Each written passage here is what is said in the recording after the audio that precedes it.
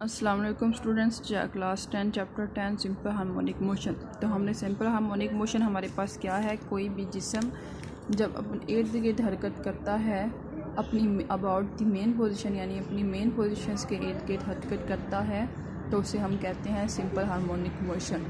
तो हमारे पास आज का topic 10.4 types of mechanical waves. तो मैकेनिकल वेव्स हमने पहले पढ़ा कि ऐसी वेव्स जिनको गुजरने के लिए मीडियम की ज़रूरत होती है, यहाँ ऐसी वेव्स जिनको गुजरने के लिए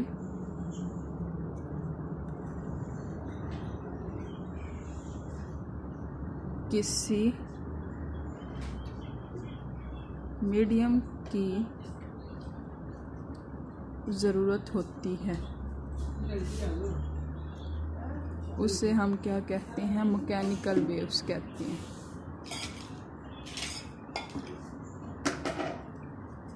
तो मैकेनिकल वेव्स ऐसी वेव्स जिनको गुजरने के लिए किसी मीडियम की ज़रूरत होती है उसे हम मैकेनिकल वेव्स कहते हैं। तो मीडियम के ज़रात और वेव की अपनी मोशन के सिमत के लिहाज से हम मैकेनिकल वेव्स की दो इकसाम हैं जिनको हम लॉन्गिट्यूडनल वेव्स कहते हैं और एक हमारे पास है ट्रांसवर्स वेव्स। हमारे पास मैकेनिकल वेव्स क्या की दो किस्म की इकसाम हैं जिनको हम एक लॉन्गिट्यूडनल वेव्स यानी एक हमारे पास है लॉन्गिट्यूडनल वेव्स और एक हमारे पास ट्रांसवर्स वेव। तो सबसे पहले हम लॉन्गिट्यूडनल वेव्स के बारे में देख लेते हैं।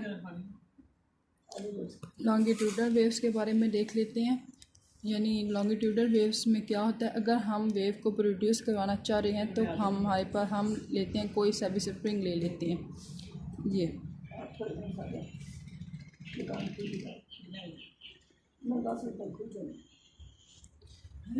हमने कोई सा भी स्प्रिंग ले लिया और इसको किसी सपोर्ट के साथ बांध दिया यहाँ से।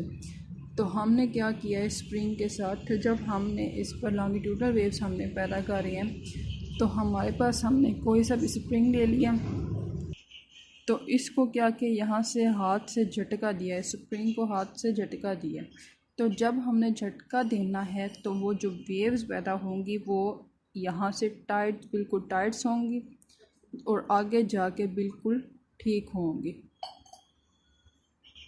यानी जब हमने ऊपर नीचे इसको मोशन दी है तो ये वेव्स जो हैं वो यहाँ से टाइट्स होंगी और आगे जाके जो स्प्रिंग है वो बिल्कुल ठीक होगा।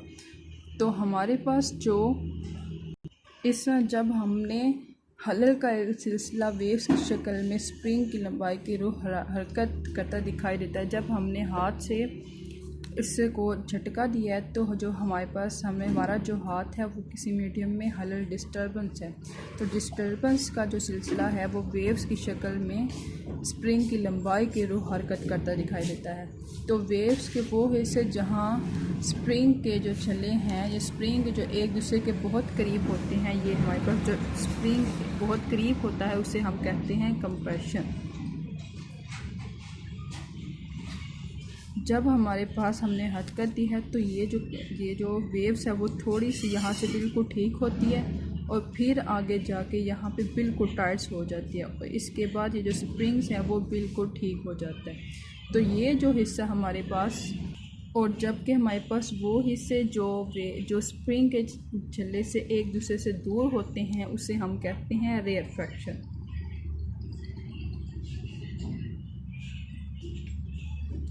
जब हमने झटका दिया है तो ये जो वेव्स हैं वो इधर होती हैं, बिल्कुल करीब होते हैं एक दूसरे से, तो इसे हम कहते हैं कंप्रेशन।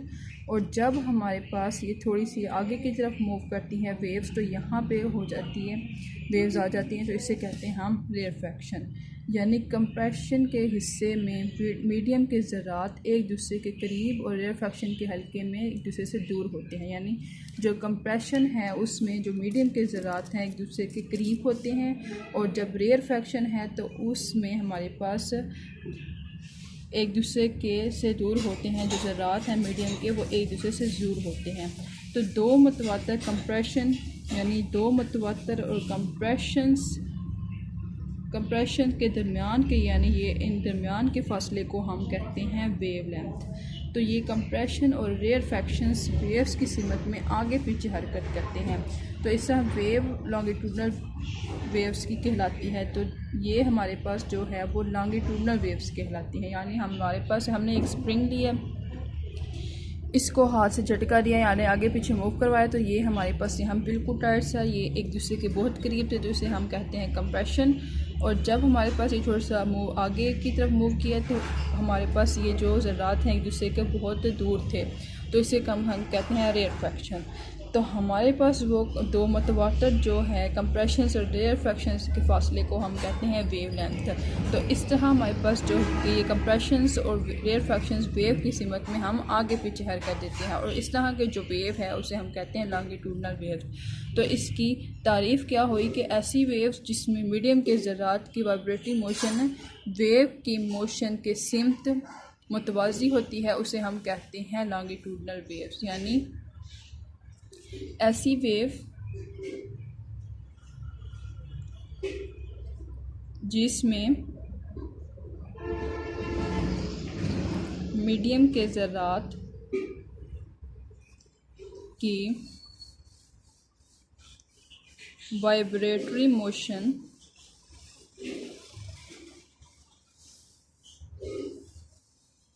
वेव की मोशन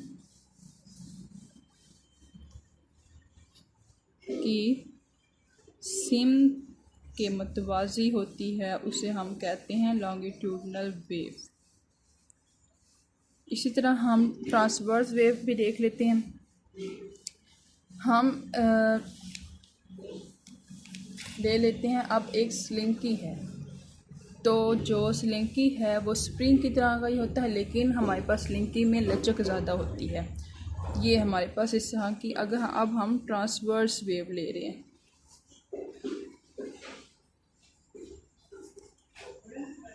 तो हमारे पास एक स्लिंकी है, और स्लिंकी हमारे पास स्प्रिंग की तरह का ही होता है, लेकिन इसमें लचक ज़्यादा होती है। ये स्लिंकी है। तो हमारे पास हम स्लिंकी के ज़रिए से ट्रांसवर्स वेव भी पैदा करते हैं। तो स्लिंकी के हम क्या करते हैं, एक सिरे को मजबूती के साथ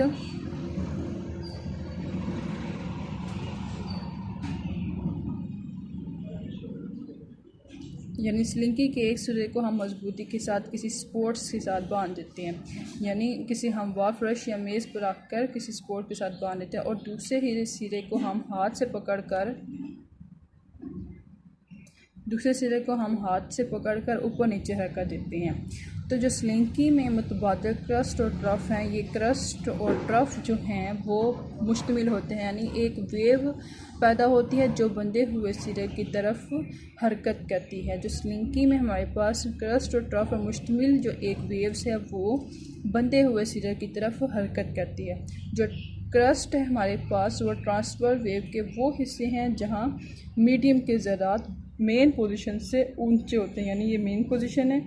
क्रस्ट वो ट्रांसवर्स वेव्स के वो हिस्से जो मीडियम के ज़रात यानी मेन पोजीशन के ज़रात से ऊपर होते हैं, उसे हम कहते हैं क्रस्ट। और ट्रफ जो है वो हिस्से जहाँ मीडियम के ज़रात अपनी मेन पोजीशन के नीचे होते हैं, उसे हम कहते हैं ट्रफ। यानी दो मतवातर क्रस्ट और ट्रफ के दरमियान के फासले को ये क्रस्ट और ट्रफ यानी ये के दरमियान के फासले को हम कहते हैं वेव लेंथ। और क्रस्ट और ट्रफ की मोशन हमारे पास वेव्स की मोशन के सिमत के अमूदन होती है। इस तरह हमारे पास ट्रांसवर्स वेव क्या तारीफ़ होगी, ऐसी वेव्स जिनमें मीडियम के ज़रात ऐसी वेव्स जिसमें मीडियम के ज़रात की